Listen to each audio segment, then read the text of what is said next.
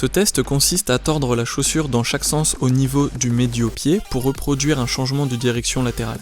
Il va mesurer la capacité à stabiliser le pied et la cheville sans pour autant les bloquer sur les déplacements latéraux.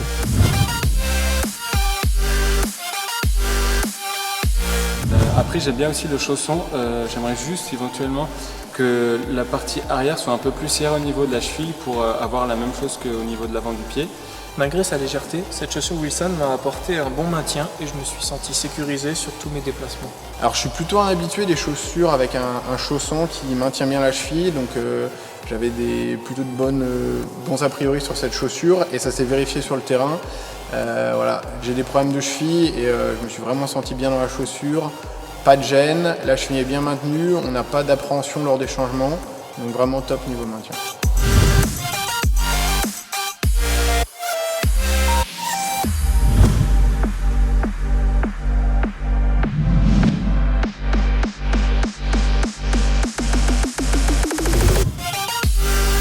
Ce test consiste à imposer un choc homogène dans le talon pour simuler une reprise d'appui.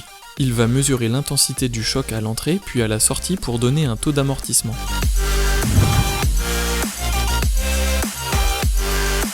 Je trouve qu'il y a un très bon amorti au global sur cette chaussure. Je trouve qu'il est un peu plus marqué éventuellement sur le talon que vers l'avant du pied.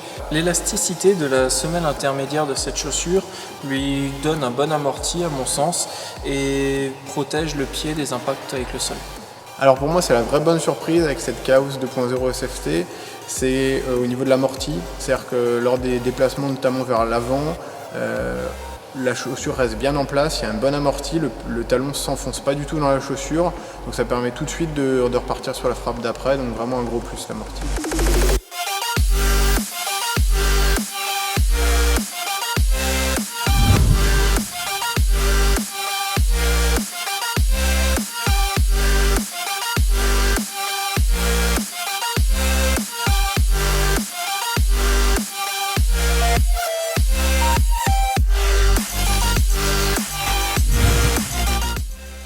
Ce test consiste à réaliser une série de compressions sur la semelle intérieure à l'avant du pied pour reproduire le mouvement réalisé par le pied d'un joueur lorsqu'il démarre vers l'avant. Il va mesurer la capacité de restitution d'énergie de la chaussure pour noter son dynamisme.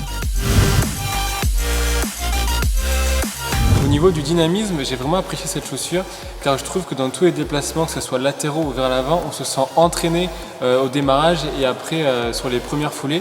Alors j'ai bien ressenti le drop de cette chaussure qui m'a permis de rapidement aller vers l'avant sans trop forcer sur mes pieds.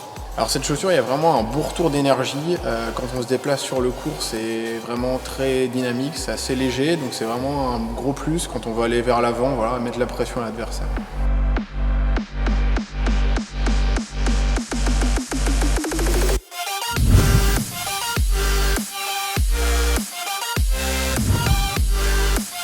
Ce test consiste à soumettre la semelle extérieure à l'usure grâce à une toile abrasive. Le test est réalisé sur la partie de la semelle la plus soumise à l'abrasion et va mesurer la perte de volume du caoutchouc en millimètres cubes.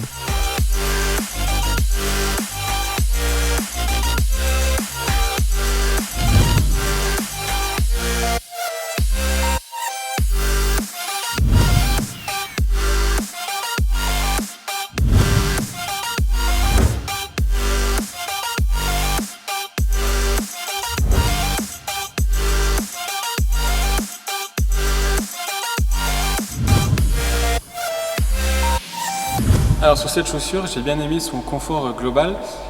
Son point fort, c'est son renforcement au niveau de la cheville et du talon.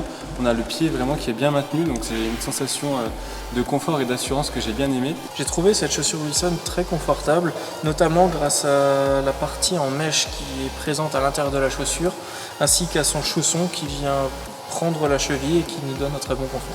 Alors j'ai vraiment eu des bonnes sensations dès que j'ai mis le pied dans cette chaussure Wilson et ça s'est confirmé sur le court où vraiment dans tous les déplacements j'étais bien dedans, vraiment très confortable.